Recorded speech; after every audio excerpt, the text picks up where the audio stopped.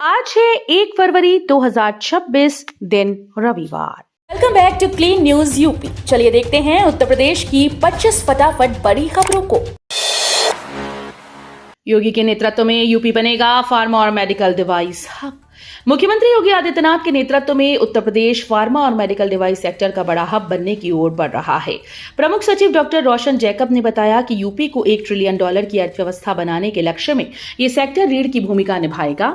सरकार बुनियादी ढांचे के विस्तार और नीतिगत सुधारों पर लगातार काम कर रही है। उत्तर प्रदेश खाद्य सुरक्षा और औषधि प्रशासन और इन्वेस्ट यूपी के द्वारा आयोजित इस कॉन्क्लेव का उद्घाटन सीएम योगी करेंगे।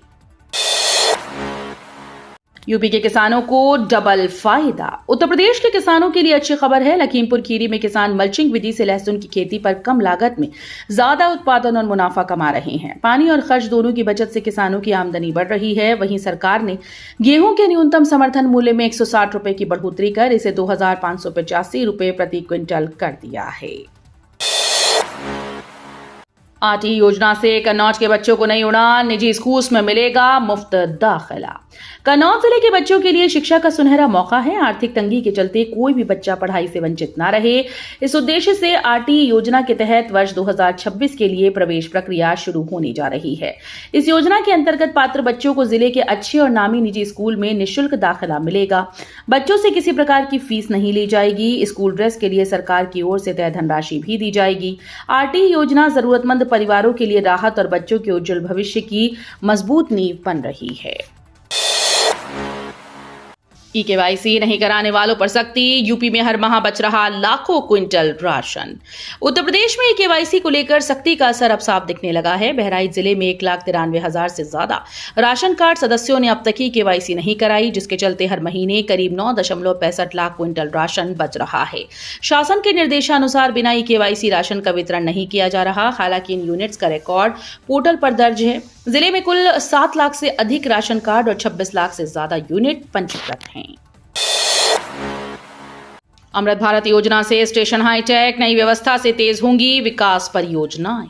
उत्तर प्रदेश में विकास की रफ्तार और तेज होने जा रही है। अमृत भारत योजना के तहत रायबरेली के 4 प्रमुख रेलवे स्टेशन पर कार्यालय सुविधाओं को सुदृढ़ किया जाएगा। कर्मचारियों और अधिकारियों के लिए अतिरिक्त फर्नीचर की व्यवस्था से कार्यक्षमता और कार्य वातावरण दोनों बेहतर होंगे। वहीं दूसरी ओर वित्तीय स्वीकृति प्रक्रिया को सरल बनाते हुए अब विभागीय मंत्री 50 करोड़ रुपए तक की योजनाएं मंजूर कर पाएंगे। 50 से 150 करोड़ तक की योजनाओं को वित्त मंत्री और इससे बड़ी योजनाओं को मुख्यमंत्री स्तर से मंजूरी मिलेगी। पीएम सूर्यघर योजना में यूपी अव्वल, 10.94 लाख आवेदन से दिखा सोलर पर भरोसा। मुख्यमंत्री योगी आदित्यनाथ के नेतृत्व में उत्तर प्रदेश स्वच्छ और हरित ऊर्जा की दिशा में तेजी से आगे बढ़ रहा है।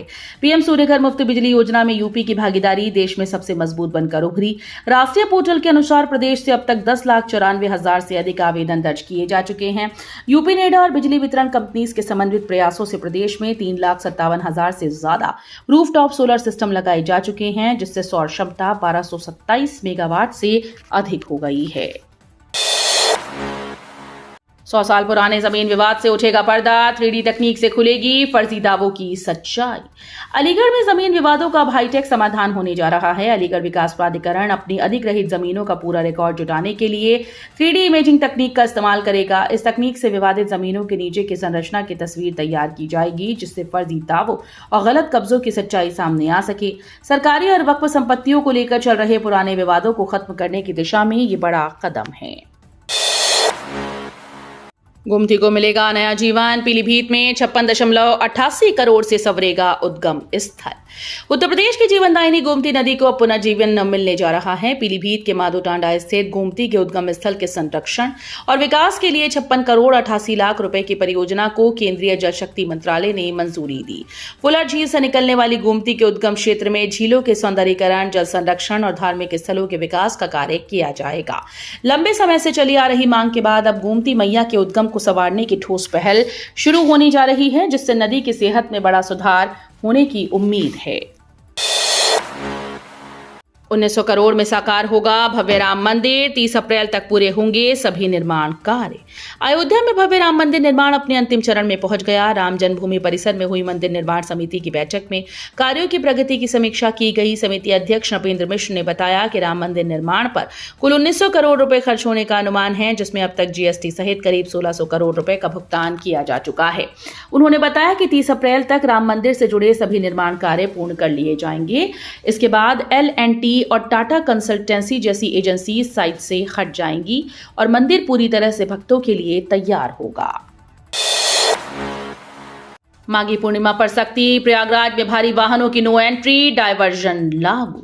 माघी पूर्णिमा स्नान पर्व को देखते हुए प्रयागराज में यातायात व्यवस्था सख्त कर दी गई। शनिवार रात 12 बजे से शहर की सीमाओं पर भारी वाहनों के प्रवेश पर रोक लगा दी गई।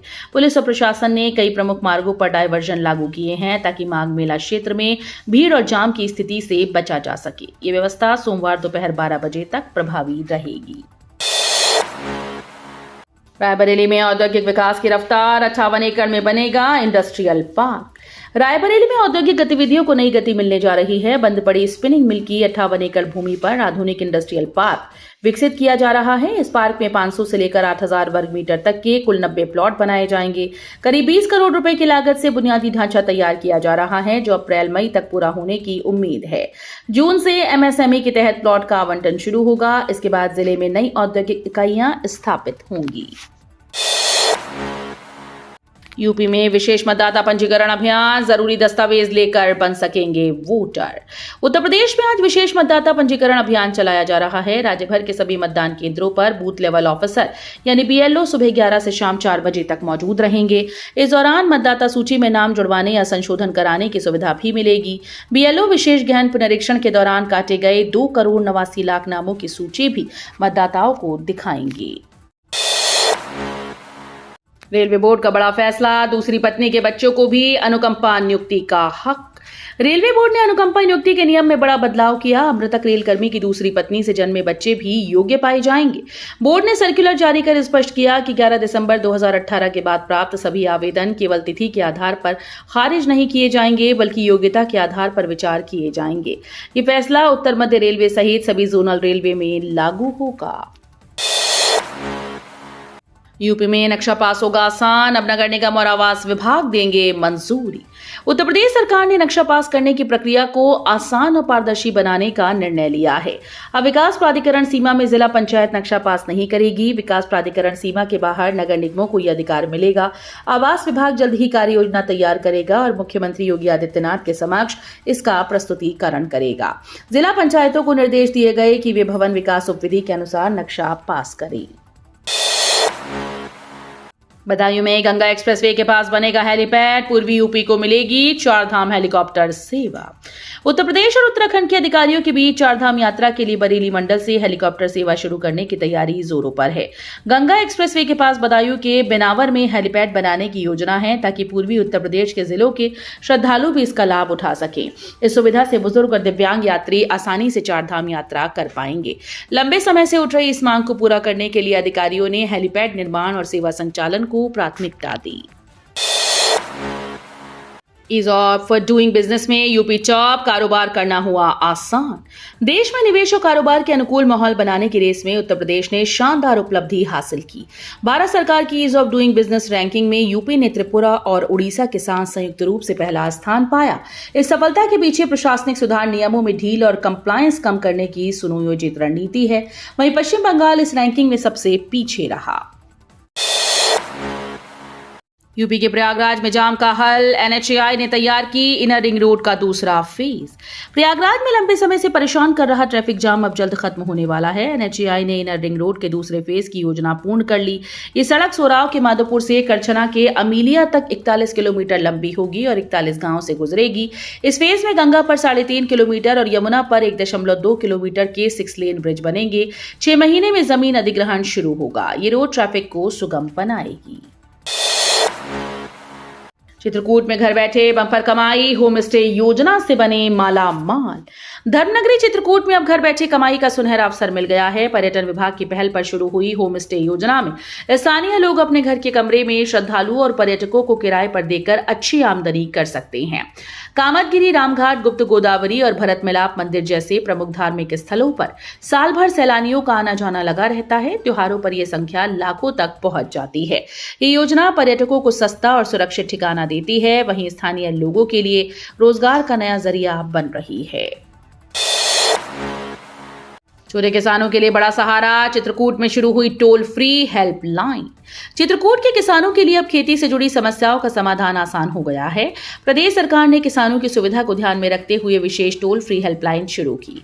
इस नंबर पर किसान सीधे कृषि विशेषज्ञों से सलाह ले सकते हैं, सरकारी योजनाओं और आधुनिक खेती की जानकारी प्राप्त कर सकते हैं। अब किसानों को कृषि विभाग के दफ्तरों के चक्कर नहीं लगाने होंगे। यूपी बिहार के महिला किसानों ने मिलाया हाथ, क्लाइमेट स्मार्ट एग्रीकल्चर पर MOU। उत्तर प्रदेश के महिला FPO संघ भूस्वामिनी और बिहार की बिहप्रो ने लखनऊ में समझौता ज्ञापन पर हस्ताक्षर किए हैं। इसका उद्देश्य महिला किसानों को आधुनिक कृषि उद्यमी बनाना और डिजिटल डेटा आधारित खेती को बढ़ावा देना है। इस साझेदारी में जलवायु अनुकूल कृषि पर विशेष ध्यान दिया जाएगा। धार्मिक पदों को राजनीतिक औजार नहीं बनने देंगे, मंत्री धर्मपाल सिंह का स्वामी अविमुक्तेश्वरानंद पर हमला। उत्तर प्रदेश में पशुधन मंत्री धर्मपाल सिंह ने शंकराचार्य स्वामी अविमुक्तेश्वरानंद के बयान पर तीखी प्रतिक्रिया दी। मंत्री ने कहा कि योगी सरकार में गौवंश संरक्षण सर्वोच्च प्राथमिकता है और इस मुद्दे पर लगातार सख्त कदम उठाए जा रहे हैं। उन्होंने बताया कि 2017 में सरकार बनने के बाद अवैध बूचड़खानों पर कार्रवाई की गई। धर्मपाल सिंह ने स्वामी पर तथ्यों की अनजान बयानबाजी और प्रदेश में भ्रम फैलाने का आरोप लगाया। मंत्री ने स्पष्ट किया कि धार्मिक पदों को कभी भी राजनीतिक औजार नहीं बनने दिया जाएगा। केंद्रीय बजट 2026 आज उत्तर प्रदेश को मिल सकती है कई बड़ी सौगातें। देश का केंद्रीय बजट 2026 आज यानी 1 फरवरी को सुबह 11 बजे संसद में पेश किया जाएगा। वित्त मंत्री निर्मला सीतारमण अपना लगातार 9वां बजट पेश कर इतिहास रचेंगी। प्रधानमंत्री नरेंद्र मोदी ने बजट को रिफॉर्म, परफॉर्म और ट्रांसफॉर्म पर केंद्रित बताया है। बजट के दिन NSE और BSE सामान्य रूप से खुले रहेंगे। इस बजट में उत्तर प्रदेश के लिए इंफ्रास्ट्रक्चर, एक्सप्रेसवे, उद्योग, कृषि और रोजगार से जुड़ी बड़ी घोषणाओं की उम्मीद की जा रही है। यूपी पुलिस भर्ती 2025 में अभ्यर्थियों को बड़ी राहत, 3 फरवरी तक कर सकेंगे फॉर्म सुधार। यूपी पुलिस भर्ती 2025 के अभ्यर्थियों के लिए बड़ी राहत की खबर है। उत्तर प्रदेश पुलिस भर्ती व प्रोन्नति बोर्ड ने आवेदन फॉर्म में सुधार की सुविधा देने का निर्णय लिया। अभ्यर्थी 31 जनवरी सुबह 6 बजे से 3 फरवरी सुबह 6 बजे तक अपने ऑनलाइन फॉर्म आवश्यक बदलाव कर सकते हैं। ये सुविधा केवल तय समय के लिए उपलब्ध होगी। बोर्ड ने सभी अभ्यर्थियों से कहा है कि वे अपने आवेदन में दी गई जानकारी ध्यान से जांचें ताकि भविष्य में किसी प्रकार की कोई समस्या न आए। यूपी में आज बदलेगा मौसम, कई जिलों में बारिश और बिजली गिरने का अलर्ट। उत्तर प्रदेश में मौसम का मिजाज एक बार फिर से बदलने वाला है। मौसम विभाग ने 1 फरवरी यानी आज को प्रदेश के कई जिलों में गरज चमक के साथ हल्की बारिश और वज्रपात की चेतावनी जारी की। पश्चिमी यूपी और बुंदेलखंड के इलाकों में झोंकेदार हवाओं के साथ बारिश हो सकती है। वहीं पूर्वी उत्तर प्रदेश के तराई क्षेत्रों में कोल्ड डे की स्थिति बनी रह सकती है।